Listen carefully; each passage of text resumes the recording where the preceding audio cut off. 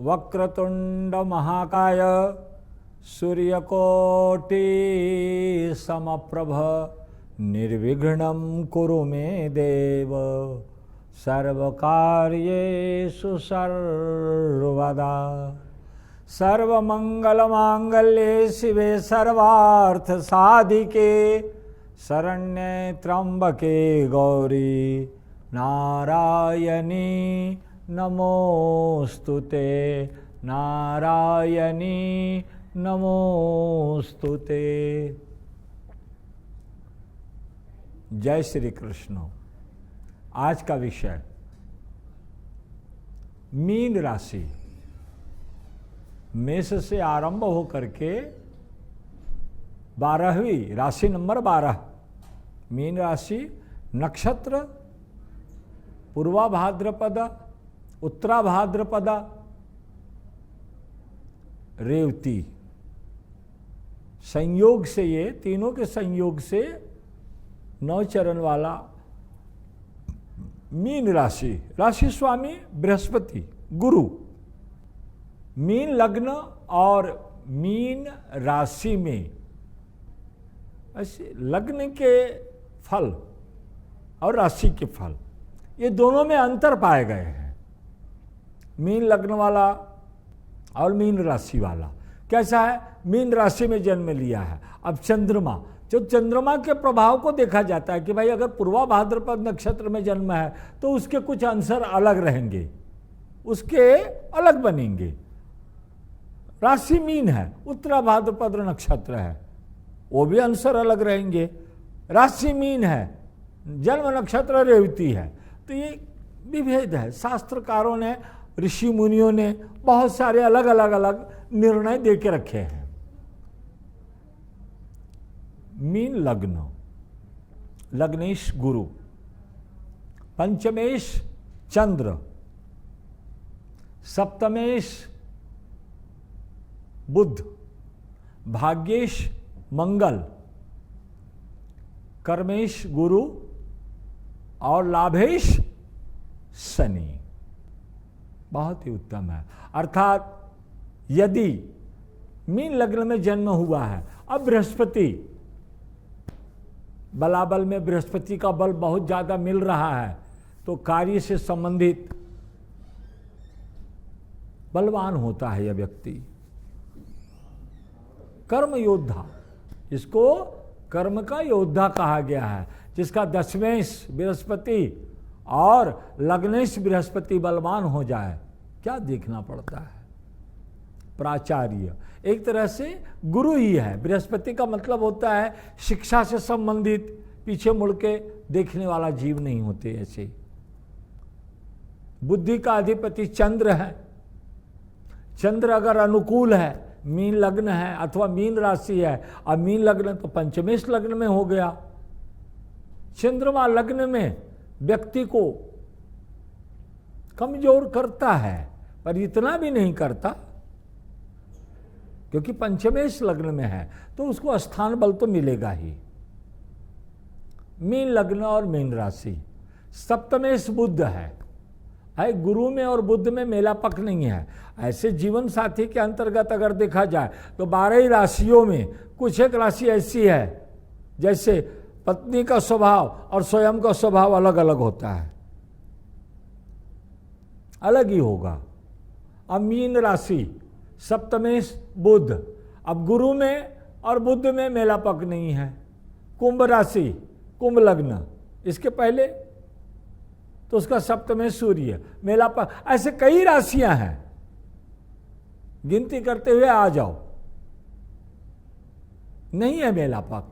तो जीवन साथी फिर ये लोग कैसे जीते हैं, आगे फिर कैसे बढ़ेगा संसार? क्या ऐसा ही रहता होगा? जी नहीं। कहने का तात्पर्य है कि मीन लग्न स्वामी गुरु और सप्तमेश बुध, तो भैया आप जितना बुद्धिमता रखते हो सामने वाले को भी अज्ञान ना समझो, यही गलती होती है। अहंकार ना लाओ। सप्तमेश बुध है, बुध पे पत्नी पे हावी ना बनो, ये ध्यान रहे। मीन लग्न वाले अक्षर से जो व्यक्ति हैं जो जन्म लिए हैं वे अपने ज्ञान को ही महत्व ज़्यादा देते, फिर पत्नी स्थान को महत्व ही नहीं देते कि भाई वो भी बुद्धिमान है करके। ऐसा नहीं, क्योंकि चतुर्थेश और सप्तमेश एक ही है, सुख वहीं से मिलेगा, पर वो अपने ज्ञान में ज्ञान का अहंकार आ जाता है। तो इसलिए मीन लग्न वाले का अगर गुरु कुंडली, जन्म कुंडली में अगर गुरु बलवान नहीं है तो जीवन यापन में बहुत कठिनाइयों का सामना करना पड़ेगा। मंगल बलवान नहीं है तो भाग्य जो है वो न्यून रहेगा, कमजोर रहेगा। और शनि बलवान नहीं है तो लाभ में लाभकारी जीवन, लाभ में लाभ से वंचित रहोगे। एक तरह से ही देखा जाए, पंचमेश, सप्तमेश, भाग्येश, कर्मेश और लाभेश, ये ग्रह अनुकूल होना चाहिए जिनका जन्म मीन लग्न में हुआ हो। विशेष जानकारी के लिए भाई अब हमारे पत्रिका में कौन से ग्रह कहाँ है तो हर व्यक्ति को यह ज्ञात नहीं होता, तो इसी के लिए चैनल के नीचे नंबर दिया जा रहा है। आप इस नंबर को लिखें, इस नंबर से जुड़ें, कॉल करें इसके ऊपर, ठीक है। ये संपर्क आप पहले संपर्क करें, फिर आपसे ये लोग संपर्क करेंगे, समस्याओं का समाधान होता रहेगा।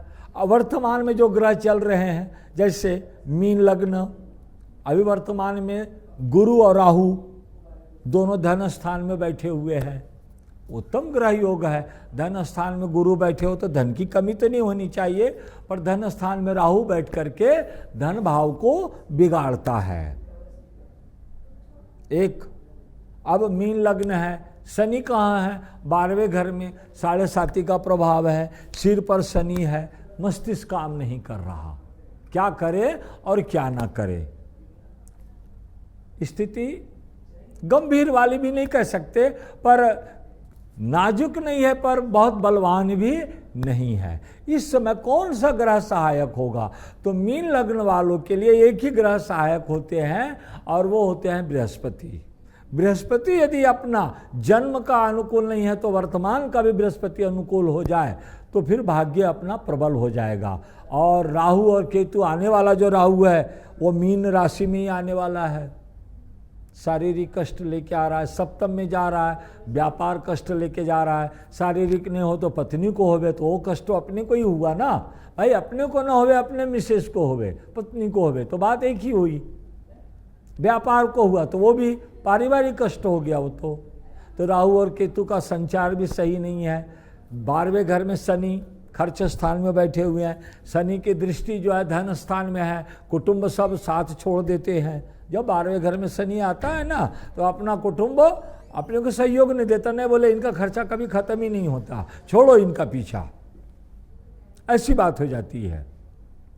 क्योंकि 12वें घर के अंदर है। अब शनि अभी 2025 में बदलेंगे तो 25 तक के तो यही स्थिति रहेगी शनि के हिसाब से, पर गुरु अप्रैल तक के तो यही है। मई में गुरु आपके तीसरे घर में जा रहे हैं, ये आपके लिए एक सुनहरा, भले तीसरे घर का स्वामी नहीं है पर गुरु तृतीय में जाकर के आलस्य जरूर देगा, पर एक काम ये है कि आपके व्यापार को बनाए रखेगा। जो केतु 7वें घर में 18 महीने के लिए है, लेकिन उसमें से गुरु 13 महीने तो सुरक्षित करके रखेंगे। तो गुरु के 7वें पे दृष्टि रहेगी, भाग्य पे दृष्टि रहेगी और लाभ पे दृष्टि रहेगी। बृहस्पति तीसरे भाव में जा करके भी उनकी जो दृष्टि है गुरु की, वो उसकी कृपा आप पे बनी रहेगी। हाँ, निर्भय करने का काम मीन लग्न अथवा मीन राशि वालों के लिए बृहस्पति ही योग्य रहेगा। और विशेष और किसी ग्रह का बल बलाबल चाहिए, मंगल की स्थिति चाहिए तो कैसा है, मंगल आप इस कुंडली का मार्केश भी कहलाता है, मंगल और बुध, इसका बल बढ़ाया नहीं जा सकता। लेकिन अनुकूल प्रतिकूल क्या है ये कुंडली देखे बिना निर्णय लेना उचित नहीं है। इसलिए अब समस्याओं को से समाधान के लिए इस चैनल के माध्यम से, चैनल के नीचे आपके नंबर आ रहा है। अब ये मीन लग्न और मीन राशि का बहुत सूक्ष्म जानकारी मैंने दिया, विस्तृत नहीं। भाई एक कुंडली का व्याख्यान करने के लिए बहुत समय चाहिए और उसके नवग्रहों का व्याख्यान करना है तो और भी समय चाहिए। 1-2 ग्रह में ही इतने समय लग गए। तो इसलिए आप चैनल के माध्यम से नीचे लिखे गए नंबर को नोट कीजिए, इस पर आप संपर्क बनाइए और संपर्क सूत्र के माध्यम से ही आपके समस्याओं का समाधान आपको उपलब्ध हो जाएगा और सब वैदिक प्रक्रियाओं के से ही होगा। इसमें तांत्रिक और ये सब कुछ भी नहीं है, टोटका वाली कोई बात नहीं है। और ये आज के दिन जो है ये मीन राशि मीन लग्न का सूक्ष्म रूप से परिचय आपको दिया गया है। विशेष जानकारी के लिए संपर्क सूत्र से आप संपर्क करें, नंबर को नोट करें। जय श्री कृष्ण, जय श्री कृष्ण, जय श्री कृष्ण।